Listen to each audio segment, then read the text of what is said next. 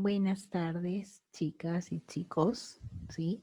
Bienvenidos a la clase de psicología. Yo soy la psicóloga Geraldine Ramírez y estamos en la clase número 2 del curso de psicología. Vamos a ver aquí, por favor. Quiero que participen en la clase, ¿está bien? No quiero ver que están sus micros silenciados cuando yo pregunto, ¿ya? Así que por favor vamos a tratar de participar en la clase y estar todos atentos.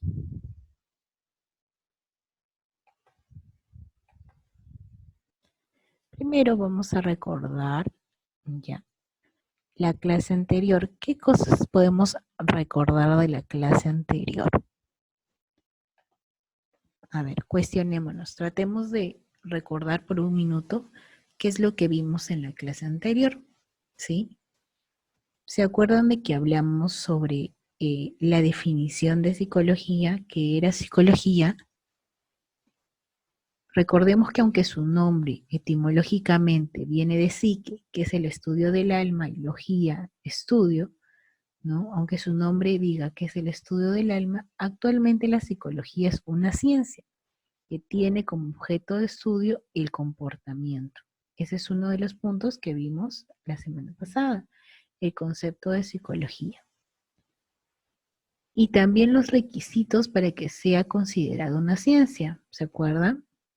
Ya hablamos un poco de la historia, de la etapa precientífica y la etapa científica de la psicología, que también la pueden encontrar en el video anterior.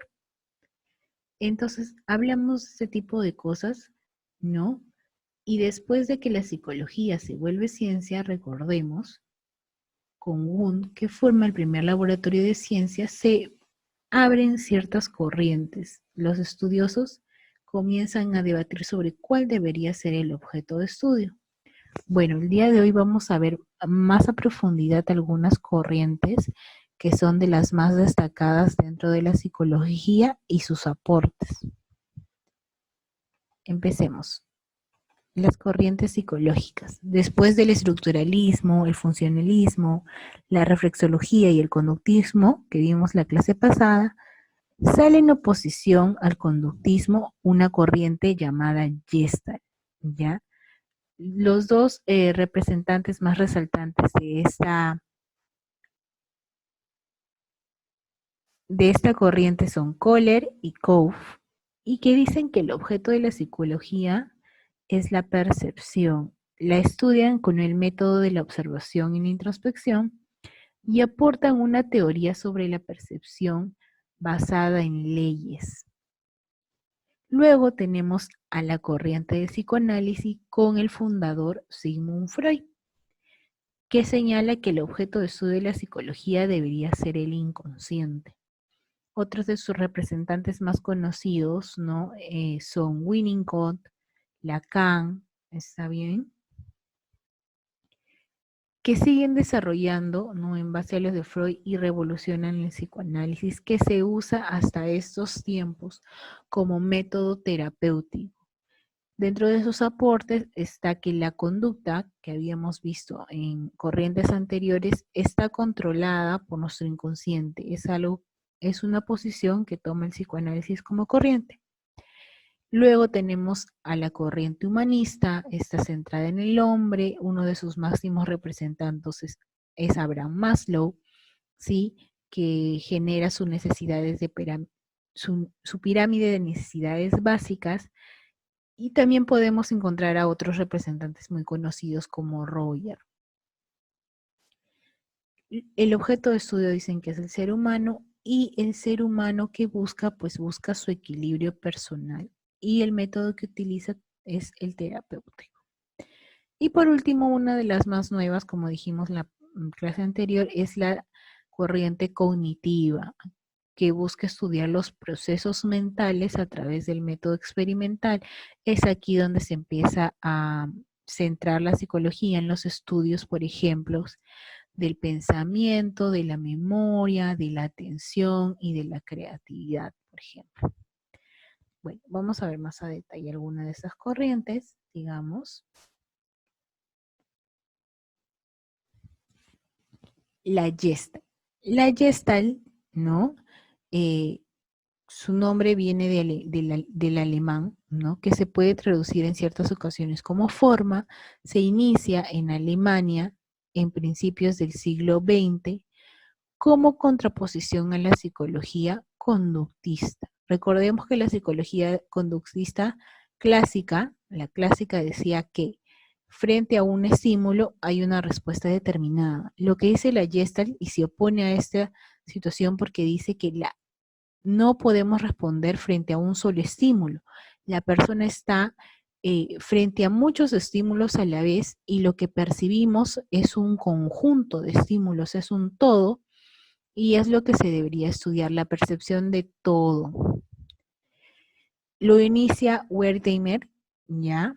Que sentía pues interés por la percepción, ¿no? Y sobre las ilusiones de carácter psíquico. Uno de sus máximos representantes son Wolfgang Kohler y Kafka, quienes realizan las primeras investigaciones de la Gestalt a principios de la década de 1910. En la Gestalt podemos encontrar diferentes leyes. Tenemos la ley de la buena forma, que indica que todo lo que percibimos, ¿no? De forma rápida y exacta son formas completas, pero también formas simples o simétricas. Vamos a ver más a detalle un pequeño video donde voy a explicar eh, algunas de las leyes de la Gestalt.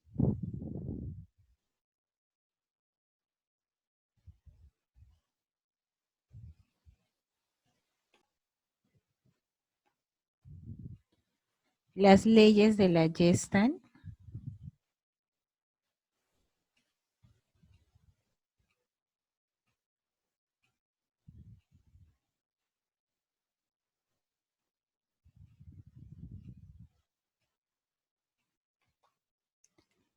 Las leyes de la Gestalt tienen el origen en la psicología y nos dicen que es cómo las personas perciben de diferente manera los elementos y cómo su mente organiza estos mismos.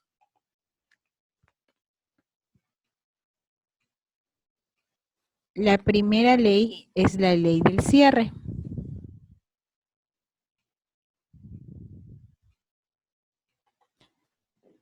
¿Qué nos indica esta ley?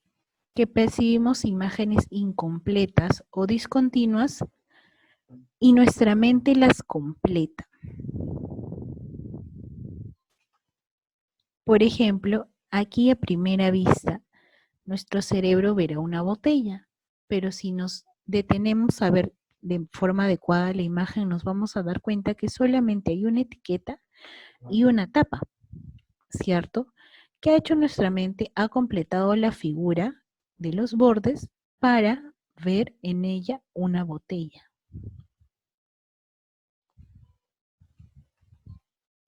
O por ejemplo aquí, que tenemos, ¿no?, una figura incompleta, pero podemos percibir que es, por ejemplo, la Liga de la Justicia, a pesar de que, por ejemplo, Superman no tenga cara o no tengan rostro, ¿no? O no tenga algunas características, podemos nuestra mente completar, o por ejemplo, atrás está Flash.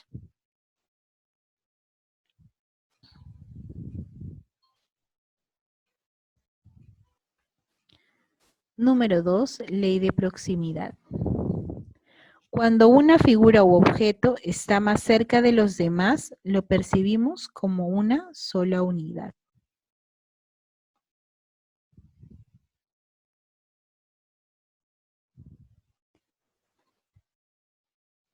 Lo que vamos a percibir aquí de forma primeriza es la imagen de un ratón, pero recordemos lo que decía la ley. Cuando una figura u objeto está más cerca de los demás, lo vamos a percibir como una unidad. La unidad que percibimos aquí es el ratón, pero en realidad es una figura, ¿no? En este caso, los quesitos, cerca de otras o próximas a otras que están formando esta figura de ratón, que es lo que nuestra mente va a percibir primero. Y por ejemplo aquí tenemos ¿no? Al Coliseo Romano como total, que está obviamente constituido por botellas. Ley número 3, de simetría.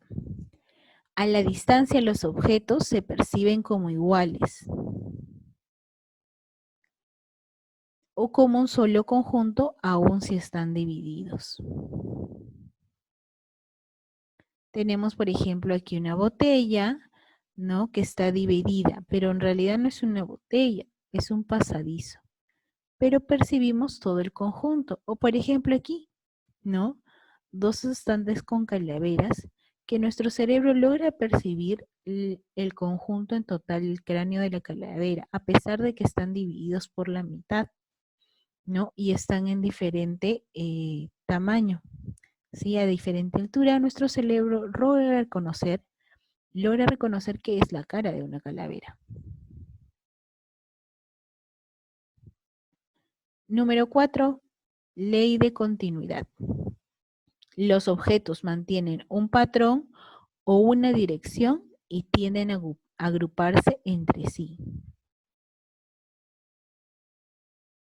Estos objetos que tienen un patrón, ¿no? Objetos iguales que vendrían a ser zapatillas, forman un patrón que vendría a ser el check de Nike, exactamente.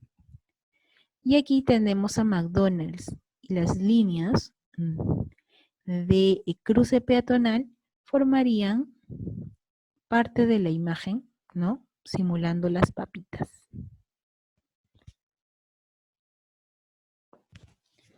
Número 5, ley de la figura y fondo.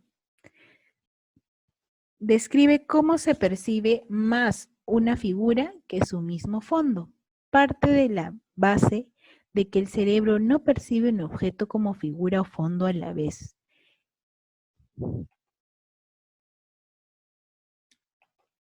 Aquí, por ejemplo, la figura que percibimos es la manzana a primera vista, pero luego percibimos el fondo, que es la cara de Steve Jobs.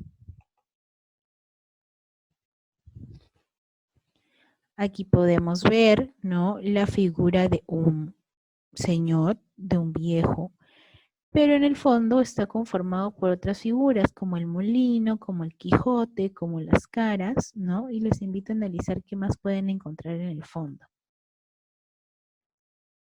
Ley número 6 de la simplicidad. Los elementos se perciben de manera más simple posible, destacando lo más importante.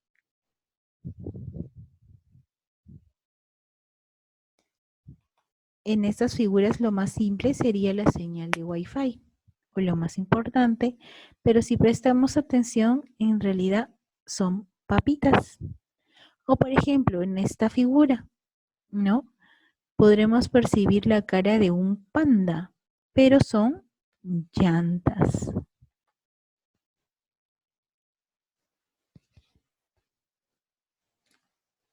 Número 7, ley de la experiencia. Utilizamos conocimientos previos y adquiridos para entender ciertos elementos no tan definidos. Por ejemplo, aquí el elemento no tan definido que nos permite entender la búsqueda que ha sido reemplazado sería la lupa. O por ejemplo aquí, no está definido el elemento, pero nuestro conocimiento previo de haber visto esta pintura nos hace lograr percibir que es la Mona Lisa, a pesar de que esté pixeleado o conformado por legos.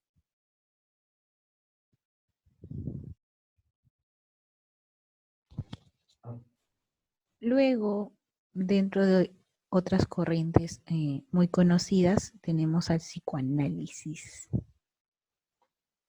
El máximo representante es Freud, que plantea el psicoanálisis que el comportamiento, como ya les dije, está gobernado, está guiado por nuestros deseos, ¿no? O nuestro inconsciente.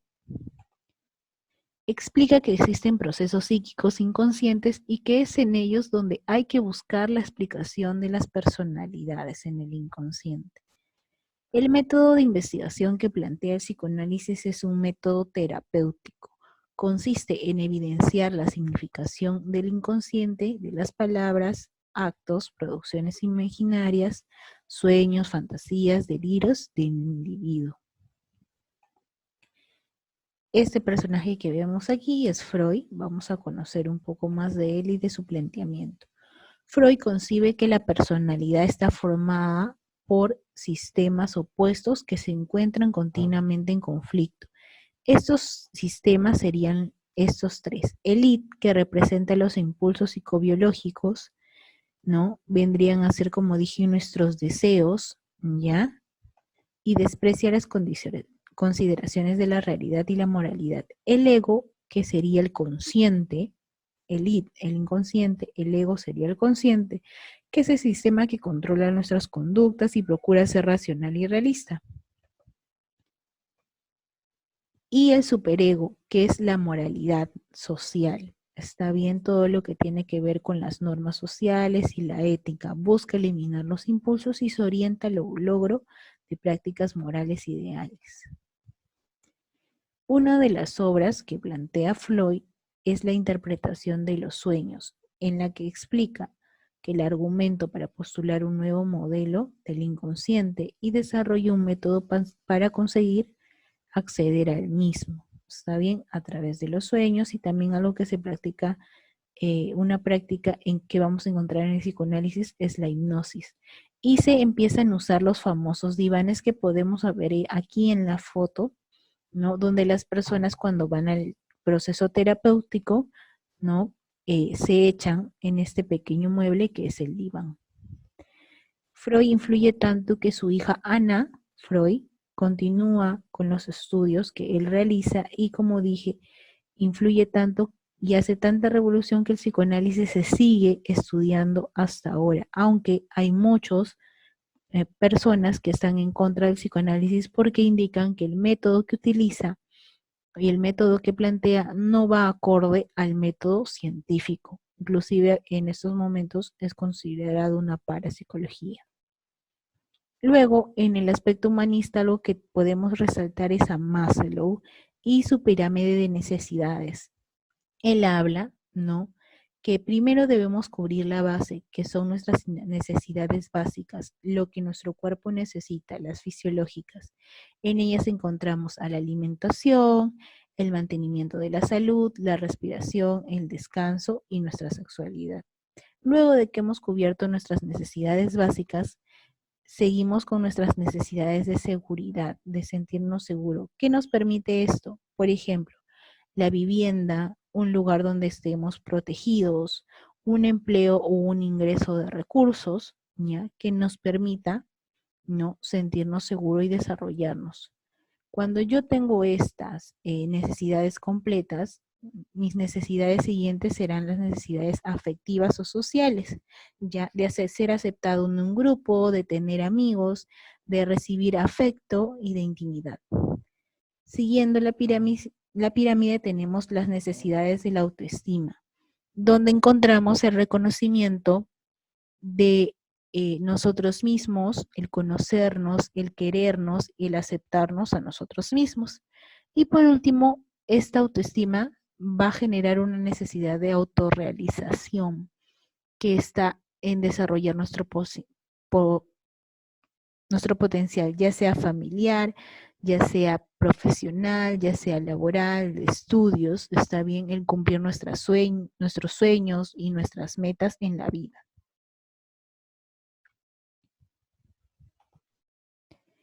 Ahora que hemos terminado de ver las corrientes, recuerden que la conducta está mediada por ciertos procesos psicológicos, ¿no? Procesos psíquicos. Vamos a ver qué son los procesos psíquicos. Aquí tenemos una cabeza pensante, ¿no?, donde ocurren muchas cosas dentro de ella. Pues es exactamente lo que son los procesos psíquicos. Son nuestras vivencias internas, ya individuales de cada persona, que nos permite captar la realidad y actuar frente a ella, de acuerdo a nuestras necesidades y circunstancias. Tenemos 4 características de los procesos psicológicos. La primera es la subjetiva, son subjetivos. que viene de la palabra sujetos. Quiere decir que son individuales, son personales y que estos procesos psíquicos no se pueden transferir.